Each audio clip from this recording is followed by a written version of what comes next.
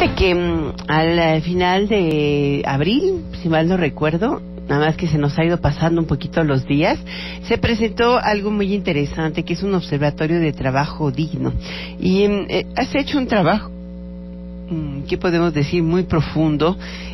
Siempre el marco sobre el cual se apoyan estos trabajos de revisión de cómo está nuestro mercado de trabajo, tiene mucho que ver no solamente con las encuestas que levanta el INEGI, sino con las evaluaciones que realiza el Consejo Nacional de Evaluación de la Política de Desarrollo Social, el Coneval. Y para eso hoy vamos a platicar con Gonzalo Hernández Licona, secretario ejecutivo del Coneval, sobre este observatorio de trabajo digno, porque de verdad hay algo más que hacer ahí. El 80% de los mexicanos, o es una de sus conclusiones, o tienen trabajos mal pagados o trabajos sin prestaciones. Esa es la verdad, y hoy por hoy esa es una realidad que hay que también ponerle foco. ¿Cómo estás, Gonzalo? Hola, Alicia, qué gusto saludarte. ¿Cómo te va? Ya te extrañaba. Sí, verdad, con mucho gusto de estar aquí contigo platicando de este evento. Tuvimos en la mañana un evento que nos invitó Rogelio Gómez Hermosillo, de Acción Ciudadana frente a la Pobreza. Estuvo la Secretaría del Trabajo, el director general Miguel, y fue una plática muy padre, muy sincera, muy interesante sobre qué más, cómo estamos y qué más hacer para tener trabajos dignos, para tener empleos dignos.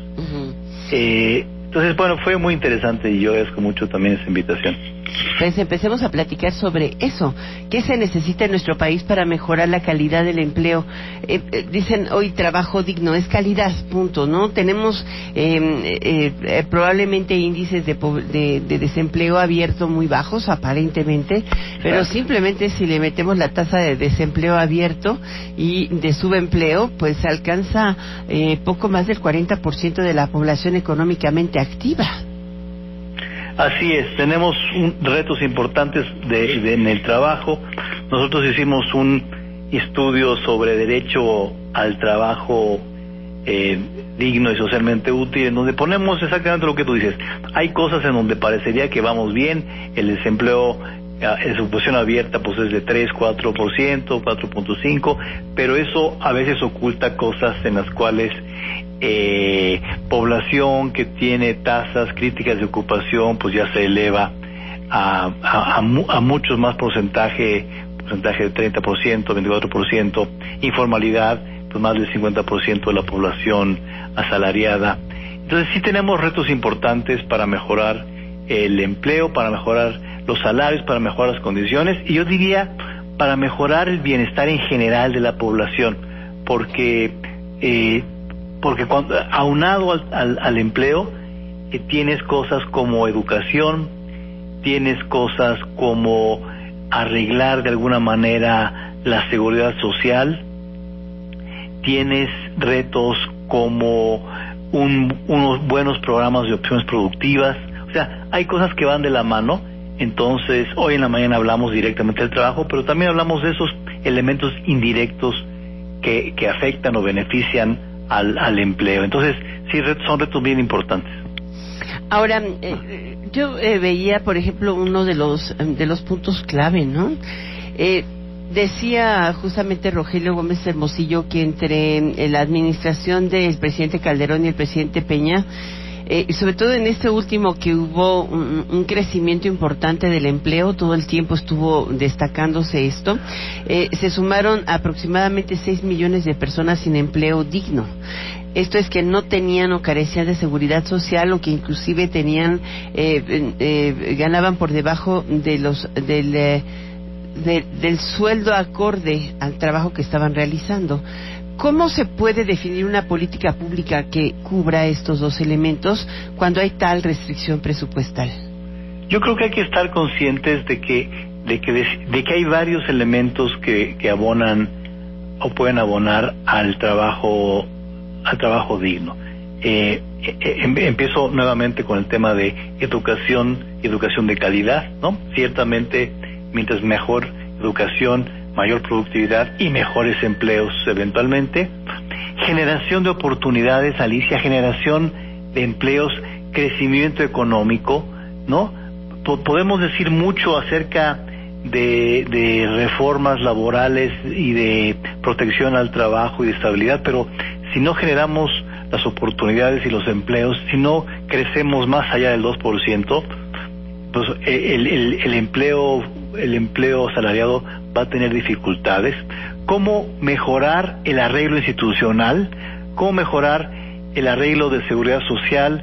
El arreglo fiscal. ¿Y cómo lo propone el Coneval? Mira, nosotros estamos trabajamos una evaluación de la protección social, de protección de seguridad social, que decíamos cosas que más gente ha dicho, digamos, ¿no?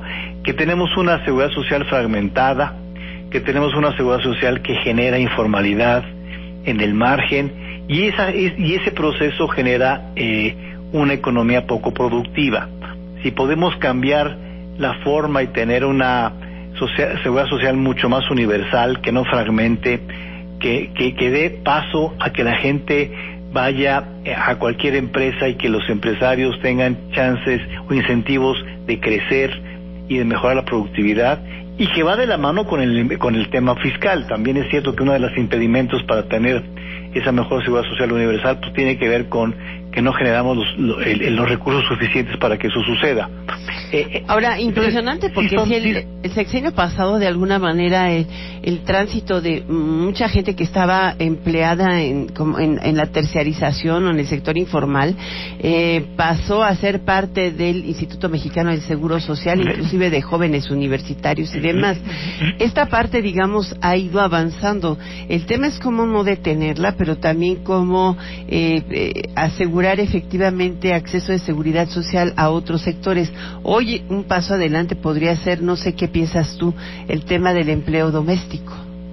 Claro, de hecho, en el sexenio pasado efectivamente hubo una mejora en la formalidad, es cierto, pero esos incentivos y esos programas tienen un límite, Alicia, ¿no?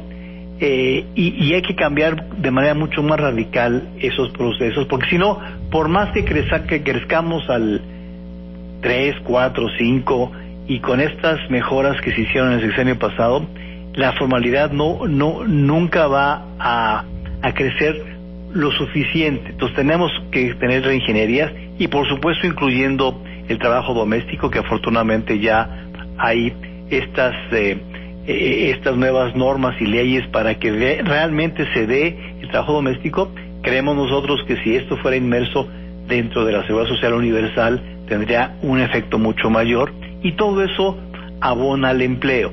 Todo eso abona al empleo.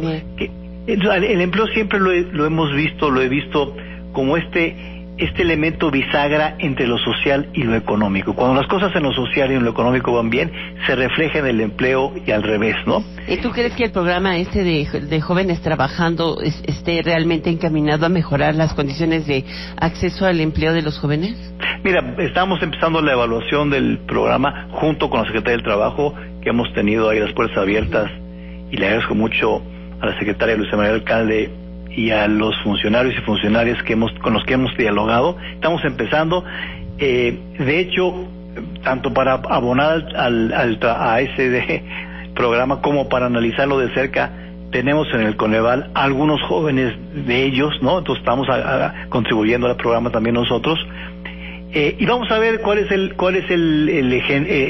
qué pasa en este año siguiente, ¿no? Yo creo que siempre tener la iniciativa de apoyar a los jóvenes es una buena idea. El Coneval lo dijo desde hace muchos años. Vamos a evaluar que eso suceda. Vamos a evaluar el destino final de los jóvenes, porque cuando acabe el año, pues la gran pregunta es, ¿y ellos qué van a hacer? ¿Serán absorbidos por las empresas o tendrán que, con su capacitación, irse a un lugar donde los empleen? Hay que ver esa parte. Pues sí, protección social y empleo, ahí también debe dar un vínculo y ser permanente, porque al final de cuentas la lana o el recurso público siempre es escaso y se tienen que sostener por sí mismos sin que se fomente la informalidad. Gonzalo Hernández Licona, me da mucho gusto estar contigo. Muchas gracias, Alicia, un abrazo como siempre, Muchas gracias al secretario ejecutivo del Coneval por estar con nosotros y seguir platicando de este tema. Están por presentar otros informes y vamos a estar en permanente contacto contigo. Muchas gracias, Gonzo. Un abrazo, gracias. Hasta luego, Gonzalo Hernández Licona.